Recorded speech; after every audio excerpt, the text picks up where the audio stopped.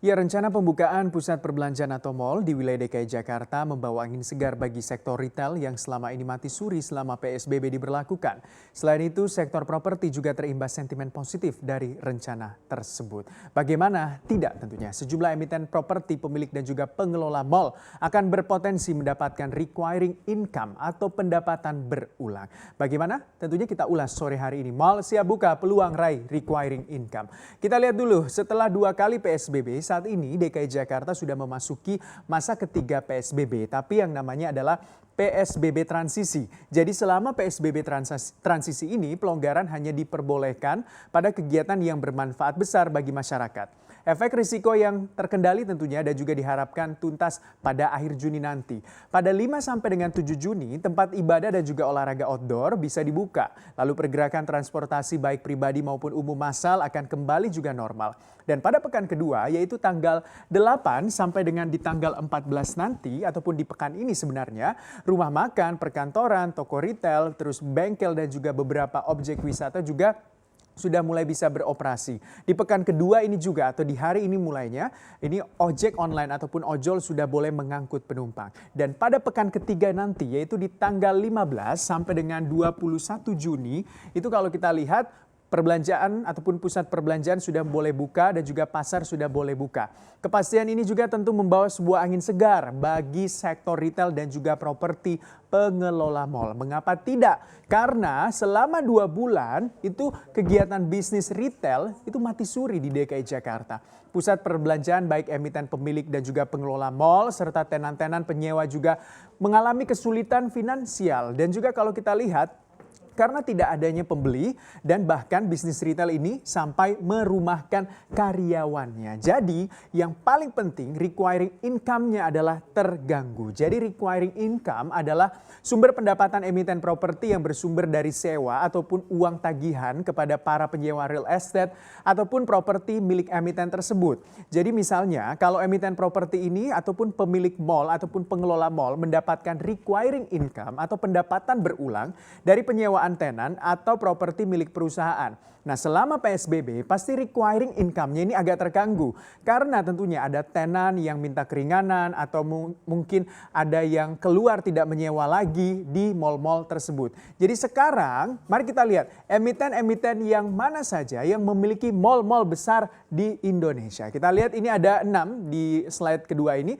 Yang pertama adalah P1 ataupun Pakuan Jati. Jadi Anda tahu mungkin Tunjungan Plaza di Surabaya, lalu ada Blok M Plaza di Jakarta. Anda juga anak Jaksel mungkin sering pergi ke kota Kasablanka atau mungkin Gandaria City, itu adalah milik Pakuan Jati. Yang kedua adalah BSDE atau Bumi Serpong Damai. Ini memiliki Ion Mall di BSD City yang menyediakan 280 tenan. Bayangkan uangnya banyak ya. Dan juga ada ITC Kuningan yang berada di Profesor Satrio sana dan juga ada Mall Ambassador yang saling berdampingan antara ITC dan juga Mall Ambassador. Terus yang selanjutnya yaitu adalah MTLA ataupun Metropolitan, di mana kalau kita lihat pemilik Metropolitan Mall Bekasi ini yaitu Metropolitan Grand Mall Bekasi dan juga Metropolitan Mall Cilengsi. Yang selanjutnya adalah SMRA ataupun Sumarekon, di mana Sumarekon Agung yang punya Mall Kelapa Gading, terus misalnya ada Mall Sumarekon Mall Serpong dan juga Sumarekon Mall Bekasi dan juga ada di Bandung di Jawa Barat. Yang selanjutnya adalah CTRA atau Ciputra. Ciputra Development ini memiliki Mall Ciputra di Jakarta, terus ada Ciputra Mall di Semarang dan juga sejumlah properti lainnya. Selanjutnya ada lagi yaitu LPKR atau Lipo Karawaci. Ini kalau Anda tahu dia memiliki mall yang berada di Jakarta Selatan juga, Lipo Mall di Kemang Village. Selanjutnya juga ada Agung Podomoro Land atau APLN. Ini banyak banget. Mungkin Anda sering ke mall-mall milik APLN ini, ada Senayan City, Kuningan City, terus ada Emporium Mall Pluit. Dan kalau kita tahu selama PSBB berlangsung, requiring income ataupun mungkin pendapatan berulangnya ini terganggu. Seperti misalnya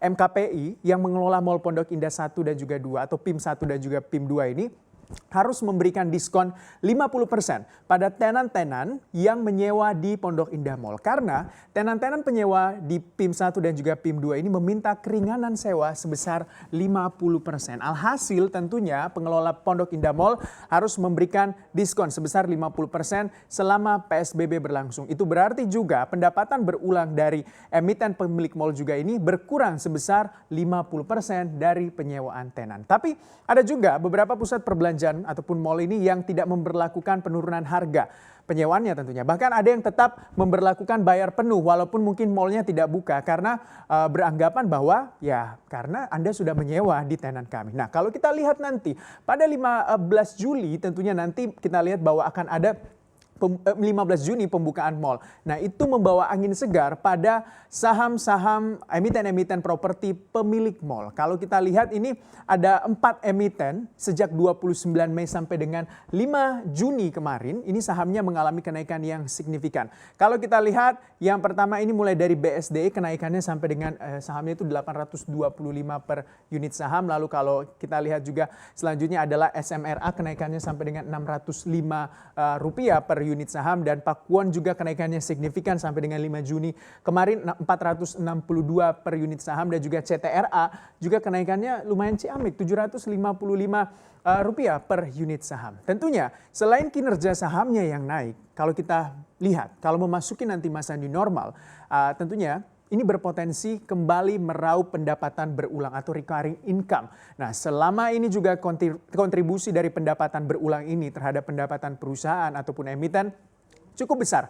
Kita lihat satu-satu bagaimana kontribusi pendapatan berulang ini terhadap emiten-emiten. Kita lihat ini ada 4 emiten yang memiliki kontribusi recurring income atau pendapatan berulang yang sangat besar bisa dikatakan ya kontribusinya. Yang kalau kita lihat ini tentunya dilakukan untuk mayoritas emiten properti mengandalkan pendapatan berulang dari sewa para tenan di pusat perbelanjaan. Emiten properti yang mengandalkan pendapatan berulang ini biasanya ataupun yang memiliki pendapatan berulang yang tinggi juga dikatakan lebih stabil dan juga memiliki risiko lebih rendah karena jumlah pendapatan yang pasti lebih banyak dibandingkan dengan pendapatan melalui penjualan unit-unit yang tidak pasti. Kita lihat bagaimana pertama adalah Pakuwon Jati atau Pewon yang memiliki porsi recurring income atau pendapatan berulangnya yaitu 51% terhadap kontribusinya pendapatan emitennya. Yang kedua tentunya kalau kita tahu Pakuwon Jati ini memiliki, yaitu tadi yang saya katakan ya, Blok M Plaza, Tunjungan Plaza, Kota Kasablanka, dan juga Gandaria City. Jadi itu berkontribusi